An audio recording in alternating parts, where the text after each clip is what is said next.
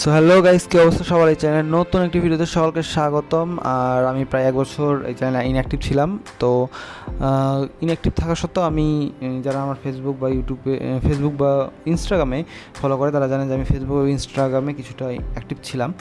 তো সেখানে বিভিন্ন ধরনের আর্ট রিলেটেড পোস্ট করতাম। তো আমি কিছুদিন আগে একটা রেগুলারিটি আবার স্টার্ট করার জন্য আমি একটা চ্যালেঞ্জ অ্যাকসেপ্ট করি। সেটা হচ্ছে, যারা কেশার্ট ইউটিউব চ্যানেল বা ইনস্টাগ্রাম ফলো করো তারা জানো যে কেশার্ট প্রতি বছর মে মাসে একটা আর্ট চ্যালেঞ্জ রাখে 100 ডেজ অফ স্কেচিং অফিসিয়াল। সেখানে 100টা আর্ট আইডিয়াস থাকে। সেই আর্ট আইডিয়া থেকে আপনাকে বিভিন্ন ধরনের নিজের আইডিয়া করে যে আপনি একটা যদি কুকুরের থাকে তো সেই কুকুরটা আপনি কীভাবে আঁকাচ্ছেন, আপনার ফিলিংসটা কীভাবে সেই কুকুরের বিষয়ে বা আপনার চিন্তাভাবনা সেটা আঁকাতে হয়। তো কেশার্টের আমি অ্যাকসেপ্ট করি। অ্যান্ড কেশার্টের আর্ট ভিডিওতে আমি বিভিন্ন ধরনের যেগুলো আইডিয়া ছিল তার মধ্যে থেকে নিজের আইডিয়াটাও ইমপ্লিমেন্ট করি। তো সেটার মধ্যেই একটা ছিল হচ্ছে 17 নম্বর একটা ছিল হচ্ছে পিস্তল। তো পিস্তল থেকে আমার চিন্তাতে ডেডপুলের কনসেপ্টটা আসে। ডেডপুলের কনসেপ্ট যারা ডেডপুল দেখছে তারা জানেন ডেডপুল অ্যাকচুয়ালি পিস্তল নিয়ে অবসেসড। এমনকি ডেডপুলের বিভিন্ন পোস্টারও দেখলে বোঝা যায় পিস্তল নিয়ে সে কী পরিমাণে থাকে। তো আমি ডেডপুলের আর্টটা করার চিন্তাভাবনা নেই, কিন্তু নর্মাল ডেডপুলে আর্ট করলে কোনো তেমন তফাৎ থাকে না। তো আমি ভাবছিলাম যে এই মিনিয়েচারটা করবো, যেখানে ডেডপুলের তুলনায় ডেডপুলের গানের সাইজ বড় হবে, কিন্তু সে এতটা ভালোবাসে গানে যে সেই গানটাকে একবারে জড়ায় ধরে আছে এরকম টাইপের। তো সেই কনসেপ্ট থেকে এটা আঁকানো। তো প্রথমত আমি এই বলে রাখি যে এই আর্টের জন্য আমি বেশি না, জাস্ট 2টা মার্কার, রেড অ্যান্ড ব্ল্যাক, যেটা একদম মার্কার নর্মালি পাওয়া যায় সেই মার্কার, একটা জেল পেন, নর্মাল একটা 2B বা 6B pencil, 2B pencil use করছি। আর তাছাড়া তেমন কিছু ইউজ করিনি আমি।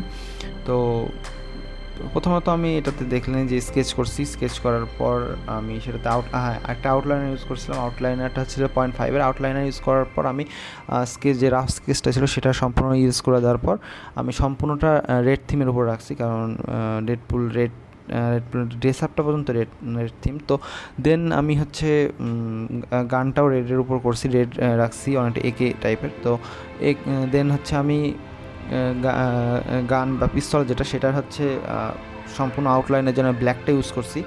আর ডেডপুলের মাথার উপর একটা সাইন দেখতেছেন থিঙ্কিংয়ে, সেক্ষেত্রে চিন্তা করতেছে। সে চিন্তার হিসেবে আমি পরে দেখাচ্ছি কী করতেছি, কিন্তু গানটা আমি গানের ডিটেলিংয়ের জন্য আমি ব্ল্যাক মার্কার সেটা ইউজ করছি, যদিও একটু মোটা হয় কিন্তু দেখতে সুন্দর লাগে। আর একদম নিখুঁত ডিটেলের জন্য আমি জেল পেন ইউজ করছি। এমনকি ডেডপুলের যে বডির টেক্সচার যেগুলো থাকে সেগুলোর ড্রেস আপের যে টেক্সচার সেগুলোতেও আমি ব্ল্যাক জেল পেন ইউজ করছি। আর ডেডপুলের যে গান আছে, গানের সম্পূর্ণ ছোটো ইয়েতেও আমি নর্মাল জেল পেন ইউজ করছি, বেশ অন্য কিছু না। আর হচ্ছে ডেডপুলের যে থিঙ্কিংটা আছে সেই থিঙ্কিংয়ে আমি ইউজ করছি হচ্ছে আসলে কয়েকটা হার্ট সাইন, যে তার গান বা পিস্তলের প্রতি যে ভালোবাসাটা সেটা দেখানোর জন্য। তো সেটার জন্য আমি হার্ট সাইন ইউজ করছি। আর তেমন কিছু না, এটা খুবই সিম্পল একটা আর্টওয়ার্ক ছিল।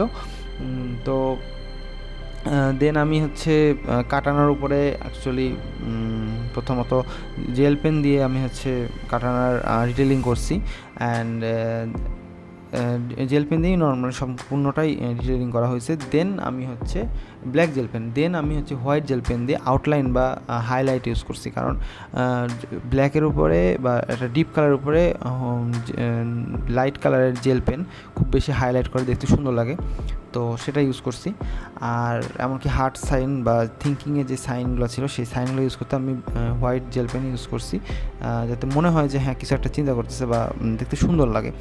তো এই তো ছিল আর্টওয়ার্ক। অ্যান্ড আমি আরও যেগুলো আর্টওয়ার্ক করছি সেগুলো আমি আস্তে আস্তে দেখানোর চেষ্টা করব। আর এই চ্যানেলে ভিডিওটি ভালো থাকলে অবশ্যই সাবস্ক্রাইব করবেন, লাইক দিয়ে পাশে থাকবেন। আর পরবর্তী ভিডিওর জন্য অপেক্ষা করুন, খুব শীঘ্রই আসবে।